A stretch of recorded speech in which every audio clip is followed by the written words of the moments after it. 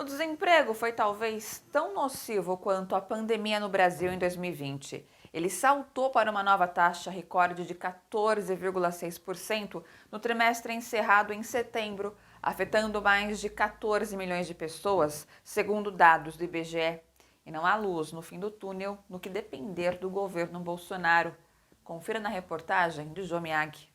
O governo federal comemorou os 414 mil empregos com carteira assinada criados no mês passado. Foi o melhor novembro desde 1992.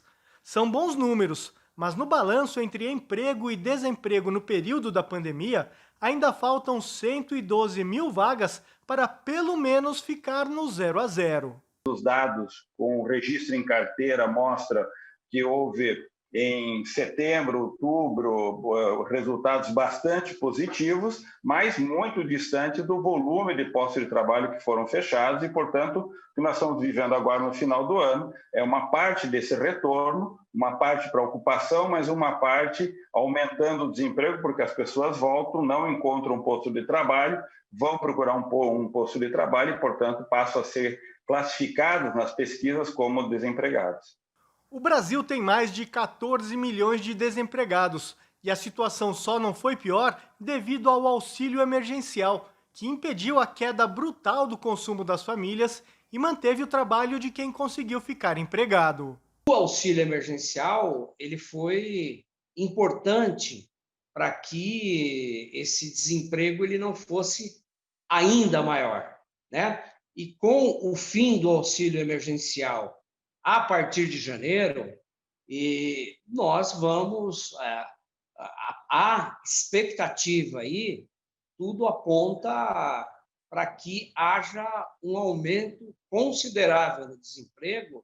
O auxílio emergencial foi de R$ 600 durante 5 meses e caiu para R$ 300.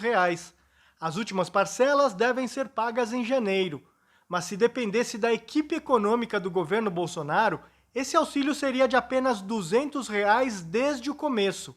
Com o fim do auxílio emergencial e a economia patinando, as perspectivas para 2021 não são boas.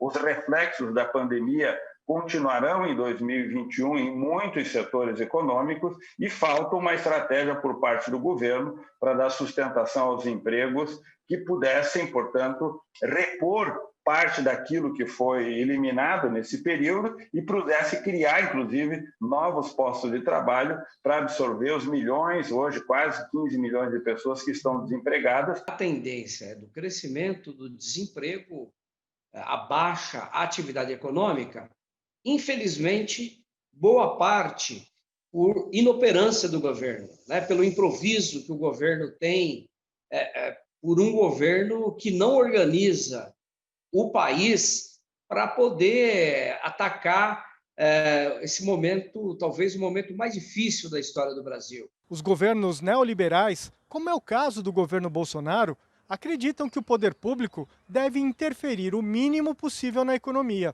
Pensamento bem diferente dos nossos entrevistados, que acreditam que numa crise econômica deve acontecer exatamente o contrário. O Estado deve investir pesado para que a economia possa crescer.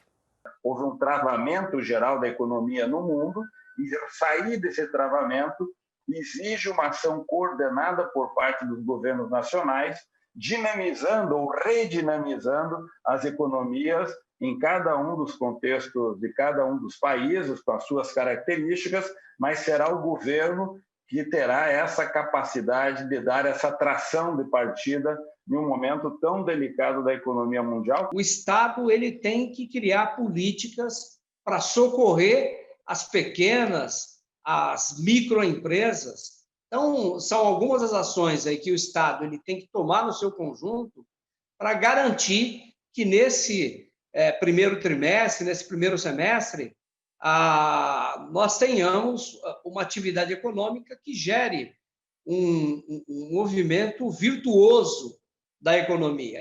Gente, bora fortalecer a TVT? É só clicar em inscrever-se e depois clicar no sininho. Pronto! Assim que pintar notícia nova, você fica sabendo no ato.